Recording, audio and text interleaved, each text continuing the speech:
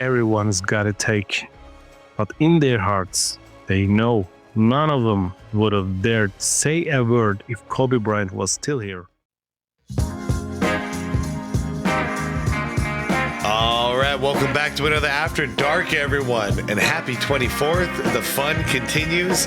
I wanted to check out this video here from Old School B-Ball, and this one is titled Kobe Bryant versus the Cowards, and this one's from a couple of months ago. I meant to react to this, but I didn't, and here we are now. I figured what better time than now on the 24th for Kobe. So yeah, the celebration continues, you guys. Yesterday was MJ Day, today is Kobe Day, and tomorrow is Christmas Day. So what a cool month December ends up being for us. And then we got New Year's coming too, so wow.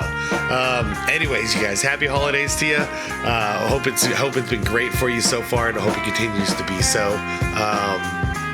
Let's do this, huh? I kind of want to just get right into this. Hopefully you guys enjoyed that video from earlier. That Atom Simulations video was awesome. And now we continue the tradition with another one of my favorite channels out there with Old School B-Ball. Yeah, I don't really have anything to say. Let's see, because I bet this is just a bunch of rebuttals for a bunch of people trying to talk some trash. And I'm always down with that, because I'm down with the defense for Kobe Bryant this day and age. It's gone too far. I don't like seeing how the media tries to put him in such a low rank, even though all the actual like basketball players and NBA players are all putting him at like number 2 or number 3 all time. You know, it's interesting how this works. But anyways, that's what we're here for, and what better day to defend the guy than on the 24th. So let's go, guys. Like the video if you could, hit that hype button if you could, I'd appreciate it. And yeah, link is down below in the description to the original video from Old School B-Ball. If you want to check out the channel, highly recommend it. You also see a list of channel members. Shout out to you guys. You guys are awesome. Happy holidays. Let's rock. There you go. Stage is yours. But when we talk about Kobe Bryant, I never thought I would say it playing against Michael Jordan for so long. But Kobe Bryant, at the end of the day, Dan, because you think I'm a punk, will go down as the greatest basketball player that has ever lived. Replace me with... Yeah, okay. So this is how it sounded. This is what everybody was saying while Kobe was in the league. So you tell me what happened now. Why did it change so much? Kobe with Shaq. I don't win a championship. You don't think I could carry the Lakers to a championship? Like, I've never had the opportunity. Correct. Hold up. Did Tracy McGrady just said he could carry the Lakers to a championship? The same Tracy McGrady who went 0-7 in the first round playoff series. This is like saying you could have directed The Godfather if someone just gave you the chance while you're out here making TikTok videos. Yeah. Kobe had 3. I mean, I'm just going to hold up. Just look at it. And I'm a huge T-Mac fan. Big time fan of his. But really, just what? 0-7 in the first round playoff series. Like, really? Dude, you had the opportunities. Had you have never gone to Houston, maybe we could have a different conversation, T-Mac. But you were there in Houston with a great team. Okay? Great team. It was you and Yao Ming versus Kobe. You know, that was your Kobe Shaq.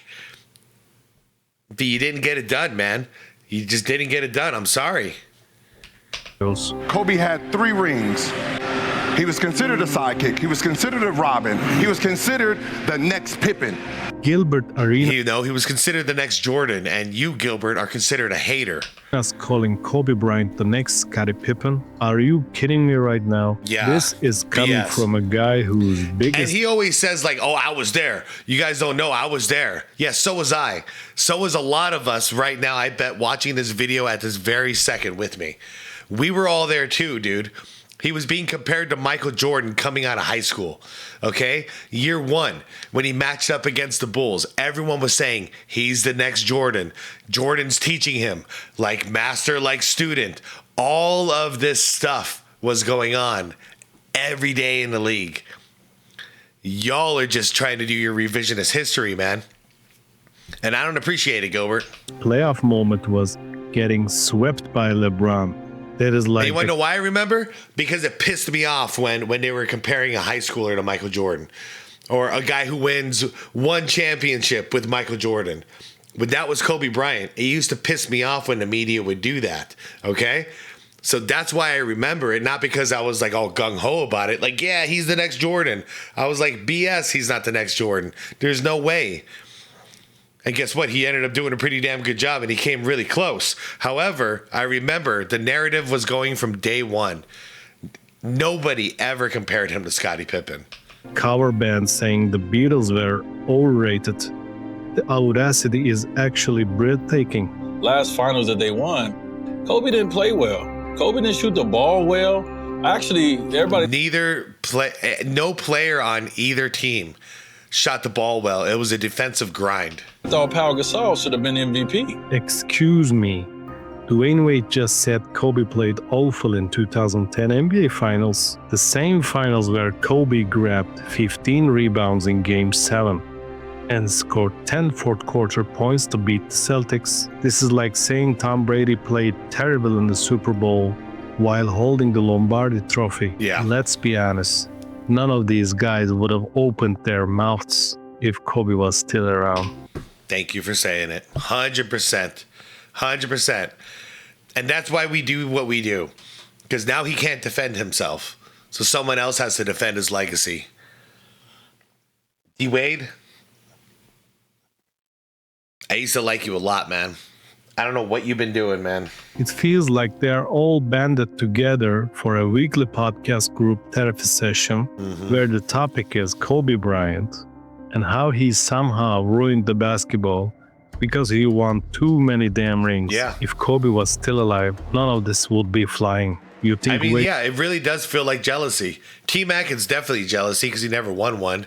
D-Wade, it's jealousy because he won 3, not 5.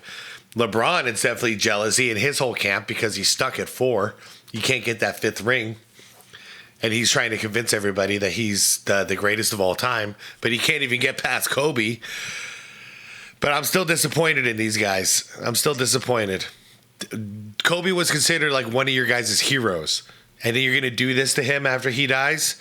Not a fan of this. Not a fan of this, and I wouldn't trust any of you guys. It could call him trash in a finals Game 7 to his face. You think LeBron would go on a podcast and talk about how rings are overrated while knowing Kobe took every single one of his 5 titles personally? McGrady would have kept that.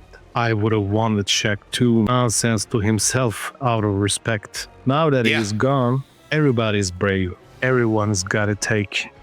But in their hearts, they know none of them would have dared say a word if Kobe Bryant was still here.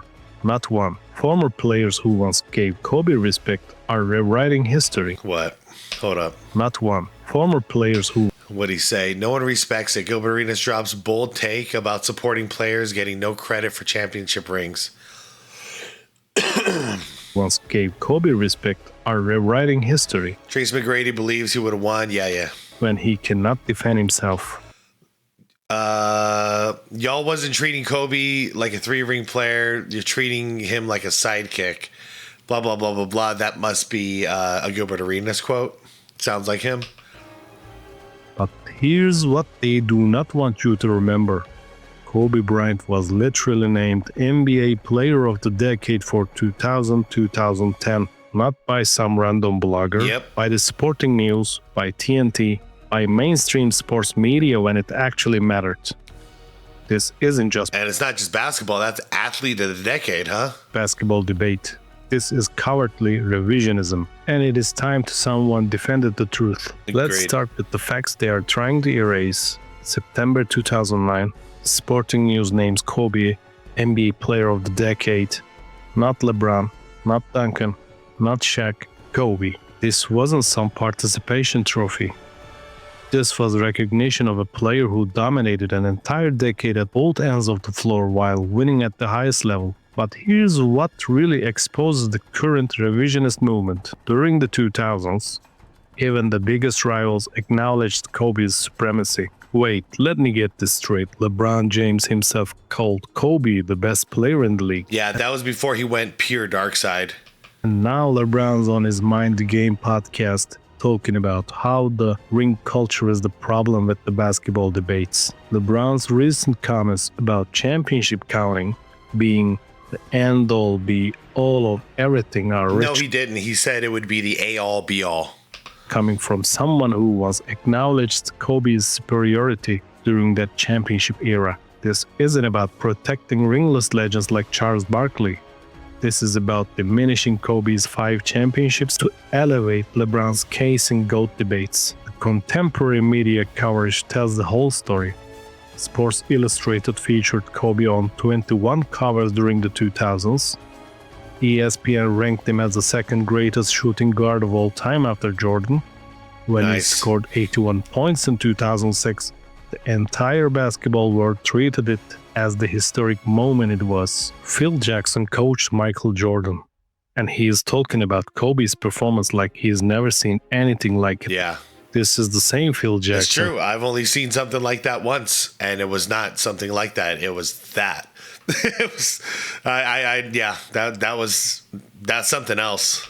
Who won 6 rings with MJ, but statistics only reveal too much. The real difference between good and great, between great and legendary, happens when nobody's watching. Jerry West, the logo himself. This isn't some random coach trying to pump up his guy. This is basketball royalty telling us that Kobe was different. 4:30 a.m.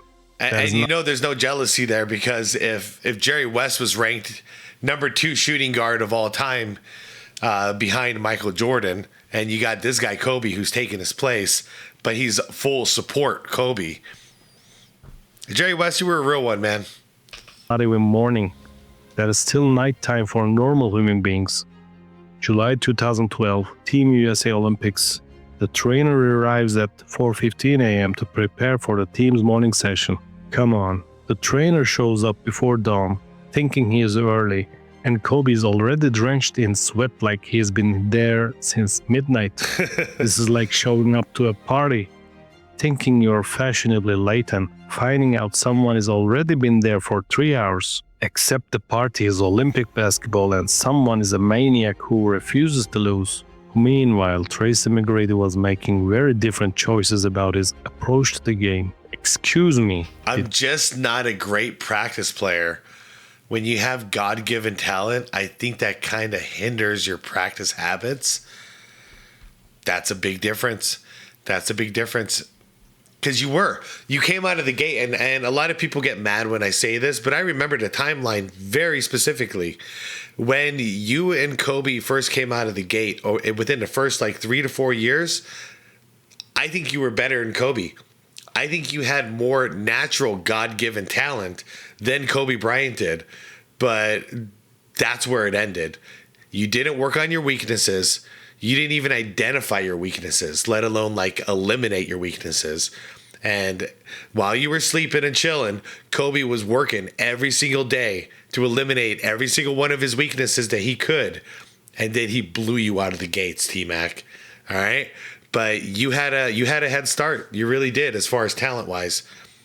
But you didn't want to practice and work on it. He just said God-given talent hinders your practice habits. That is like saying being smart makes you not want to study. Yeah. This is the exact opposite of the championship thinking. It is. This is participation trophy mentality. T-Mac once said, I'm just not a great practice player. And he continued. I could cruise through practice and still be effective. Had I not been so talented, Jesus, T-Mac, what the fuck? Had I not been so talented, I probably would have busted my ass in practice. So there starts the mentality that drives me nuts. Oh, I already made it. Because you're in the NBA, so it's like, oh, you already made it. Now you don't have to. That's not greatness. Greatness is like, all right, this is phase 1. I made it to the NBA. Phase 2, I'm going to prove to the league I'm the best. How do I get there? You have to bust your ass in practice and work on it, man. This is really disappointing to read. I could cruise through practice and still be effective. Wait. He is literally saying I was so good that I didn't need to try hard. Yeah, then why didn't you get out of the first round, bro? Why didn't you win a championship? This is insane. This is like Tom Brady saying I was so naturally gifted at reading defenses that I didn't need to watch film. Yeah. It is the complete opposite of how legends think. Jeff Van Gundy once delivered the most devastating quote in basketball history: 1,000 hours instead of 10,000. That is not even close. That is like... Wait.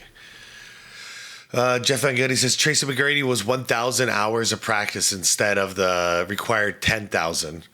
He should be a Hall of Fame player. I just wish I could have changed his practice habits. Wow, it was that bad? 1,000 hours instead of 10,000. That is not even close. That is like studying for the SATs for one weekend instead of a whole year and wondering why you didn't get into Harvard. Right. And here's the most revealing story about this divide. Paris, France, Adidas camp. I know. McGrady decides to get some extra work in. He is walking to the gym and he runs into Kobe in the hallway. This is like Michael Corleone giving career advice. Kobe is playing chess while McGrady is playing checkers. He is literally sabotaging the competition while being friendly about it. McGrady takes Kobe's advice, goes back to his room, but something doesn't sit right. An hour later, McGrady heads back to the gym, and there's Kobe. This is the most Kobe thing ever. He convinces the McGrady to take the night off, then immediately went to work himself. This is like telling your friend not to study for the final exam, then pulling an all-nighter in the library. Yeah. Psychological warfare at its finest. It is. While McGrady and Kobe so many times talked about how that was him bridging the gap between him and whoever was the best in the league. That's what he was thinking about while he was practicing those crazy sessions by himself. He was always thinking, if they're going to practice 3 hours today and I practice 7 hours today, I'm going to surpass them, you know? And it's true. That's how it works. You work harder, you're going to surpass everybody. And it definitely worked with T-Mac, man. watching TV. Kobe was playing mind games and getting better. This is why champions stay champions. But the most disgusting example of posthumous revisionism comes from Dwayne Wade. Dude, okay, guys, I'm going to be real here. Correct me if I'm wrong, or if you heard otherwise. I didn't hear one person at all saying that Pau should have been Finals MVP. I don't, and it's no disrespect to Pau Gasol. I don't recall, like D Wade says, he recalls Pau's performance being that good. I don't. Do you? I want to be fair here. I don't. What I do remember is in the 2016 finals, a lot of us said that was Kyrie's Finals MVP. I also remember in the 2020 finals, a lot of us said that was Anthony Davis's Finals MVP. But this one, I don't remember this at all. Let me know in the comments, for real, because I feel like this is completely fabricated. On a recent podcast, Wade decided to rewrite the 2010 finals completely. This is the most disrespectful thing I've ever heard. Yeah. Wade is literally saying Kobe played awful while winning Finals MVP. This is exactly the type of historical rewriting that would have happened if Kobe was alive. And then right afterwards, he gets up on the phone with LeBron and says, LeBron, come to Miami. We need to team up and take down Kobe. Why would you need to team up and take down Kobe if Kobe was not even that good? Let me remind Wade and everyone else what actually happened in the 2010 finals. Wade conveniently forgets that Kobe shot 6 of 24 in Game 7 but still found a way to dominate. When his shots weren't falling, he grabbed 15 rebounds. 15. That is tied for the most rebounds by a guard in Finals Game 7 history. Nice. You have to respect a guy like Kobe Bryant because those are one of those guys that you face on that court, it's time to compete.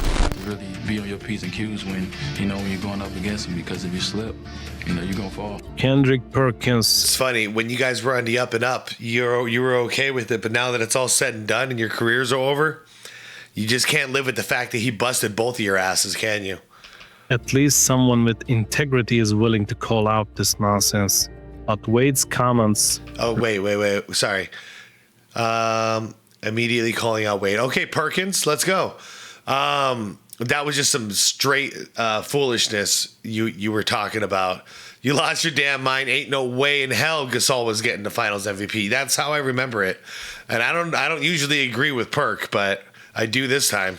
Revealed the bigger problem. When Kobe was alive, Wade gave him nothing but respect. Now that Kobe cannot respond, Wade feels comfortable rewriting history to make himself look better. This is coward behavior at its worst. 81 points, 62 at the end of third That's quarter. a great curiosity. Dallas Mavericks. That's a great curiosity. Dan Patrick, look me in my eye. Kobe Bryant will go down as the greatest basketball player that has ever lived. Gilbert Arenas represents the worst revisionist movement during Kobe's career. Arenas had nothing but respect for his game. Gilbert Arenas said this, the same Gilbert Arenas who just called Kobe the next Scottie Pippen. He literally said Kobe was Wait. Right now, T-Mac is better, but he's like a dog player. He don't have that it of what Kobe has. Huh. So you knew the truth back then before you were part of the media. Who's in your pockets, Gil?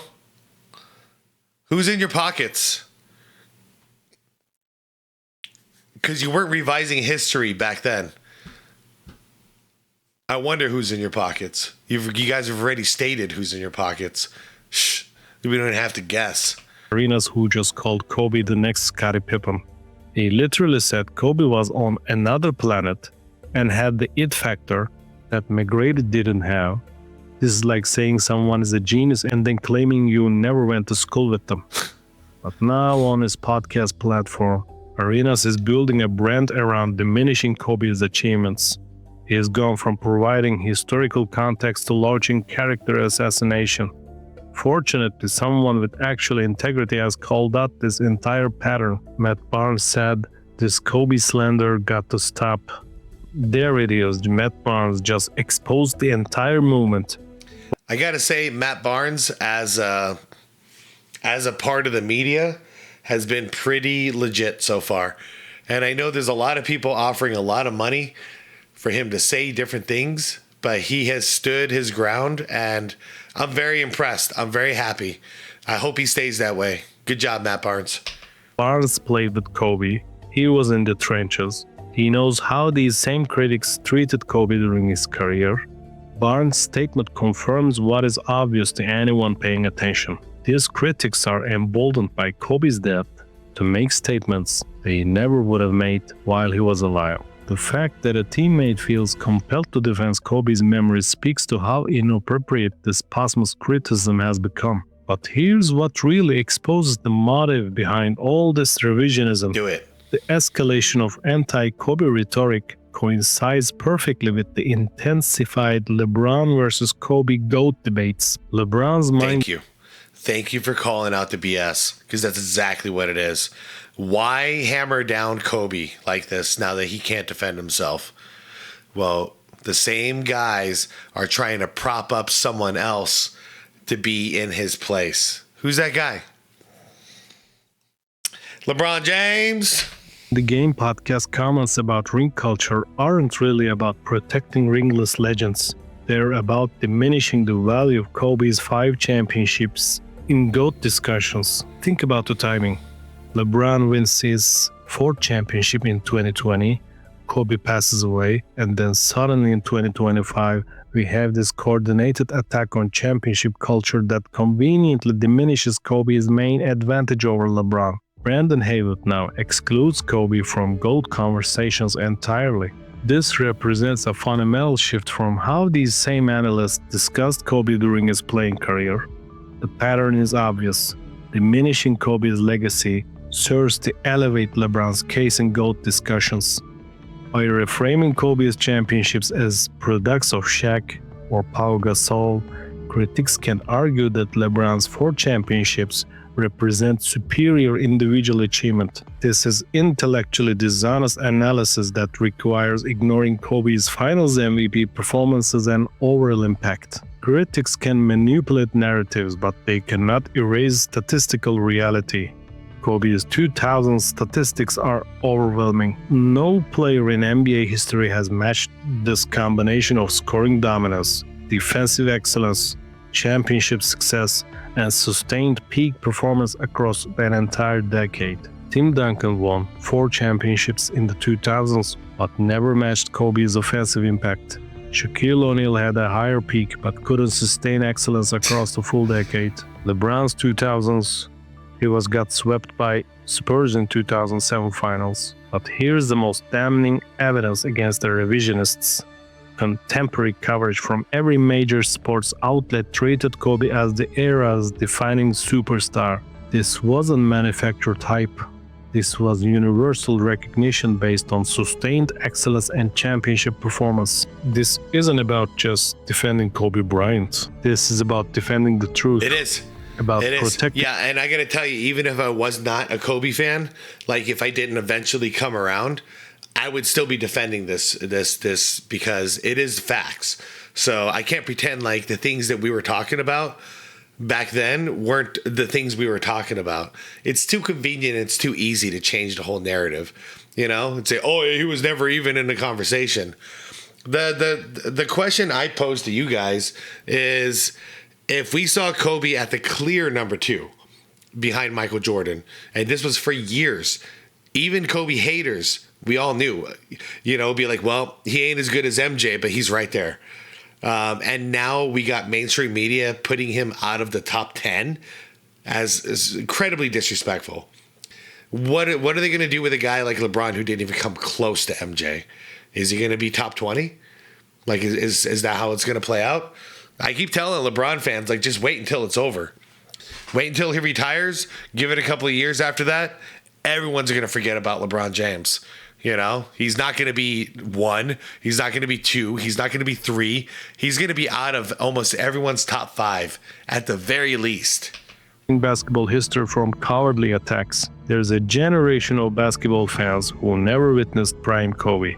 They rely on social media narratives, on hot takes designed for clicks, on debates that prioritize controversy over accuracy. This is what separates legends from everyone else. While McGrady was admitting he didn't practice hard, Kobe was trying to inspire greatness. While others make excuses, champions create legacies. That is not just basketball wisdom, that is life wisdom. Obsessed to find ways to win. Not hope to win, not try to win, obsess.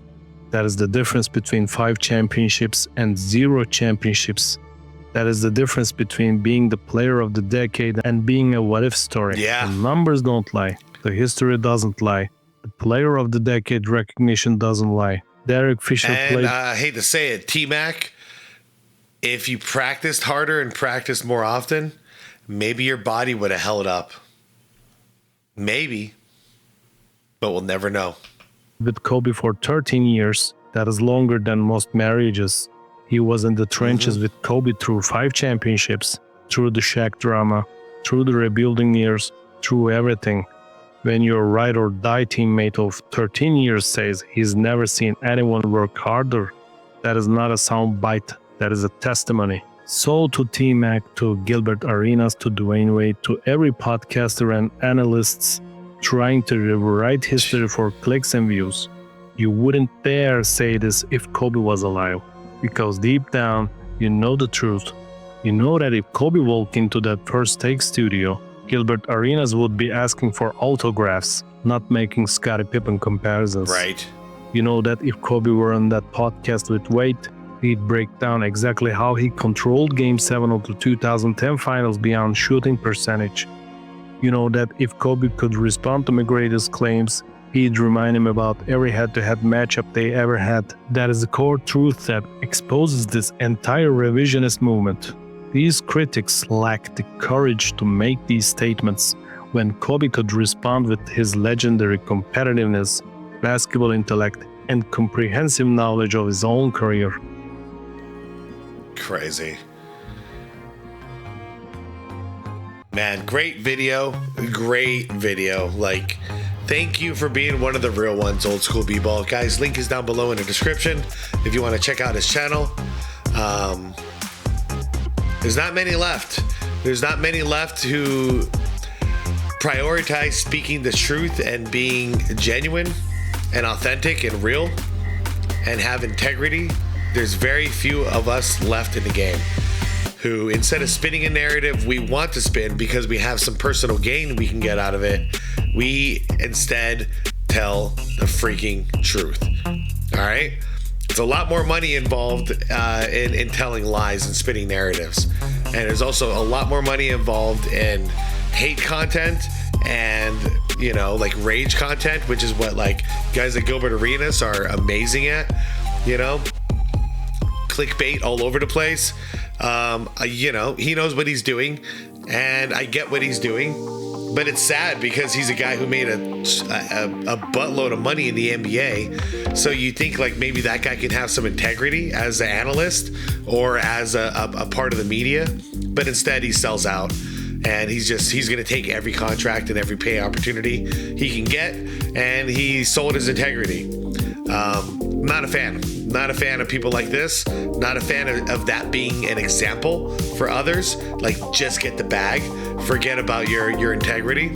I don't believe in any of this stuff. So, old school b-ball, thank you for being one of the real ones. And, yeah.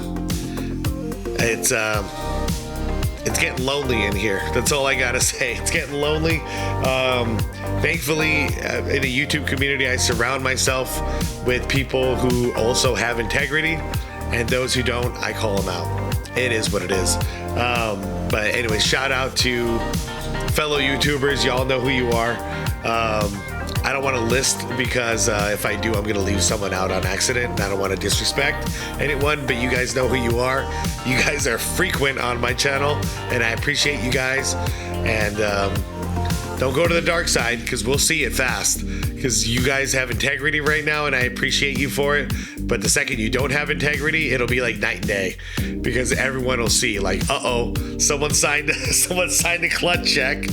Anyways, happy holidays to everybody. Fellow YouTubers, happy holidays to you. Everybody watching this video, happy holidays to you. I appreciate you all keeping it real with me. And we're going to do this next year as well. Thus wraps up the 23rd and the 24th. Merry Christmas, everybody. I won't be talking to you tomorrow. I might be in the comments or something if I have some free time, but I am dropping a video tomorrow. It's not related to basketball. It's me playing guitar on something, and the rest is kind of a surprise. So hopefully you guys check it out. I'll be dropping it tomorrow morning. It's not like monetized or anything. It's it is monetized, but not by me. It's going to be monetized by the original artist. So anyways, it was just something I wanted to do as kind of like a Christmas gift for everyone. And thank you for all the support this year. It's been a roller coaster.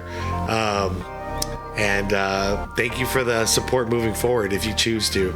I appreciate you all. Happy holidays, and I wish you all a wonderful night. Be water, my friends.